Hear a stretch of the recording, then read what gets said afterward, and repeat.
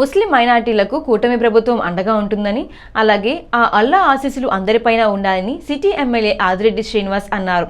స్థానిక రహమత్ నగర్ మసీదులో జరిగిన ఇఫ్తార్ విందుకు హాజరైన ఆయన ముస్లింల ప్రార్థనలో వారితో కలిసి పాల్గొన్నారు.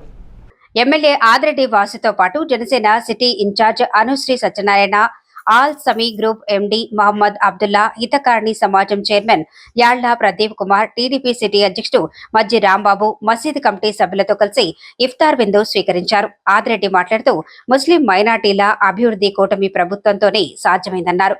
అన్ని మతాలను ఏకం చేసేది పవిత్ర ఇఫ్తార్ విందు అన్నారు.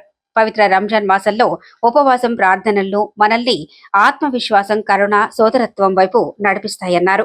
నగరంలోని మసీదులు, షాదీఖానాలు, బరియల్ గ్రౌండ్లకు కమిటీలు నియామకం చేస్తామని తెలిపారు.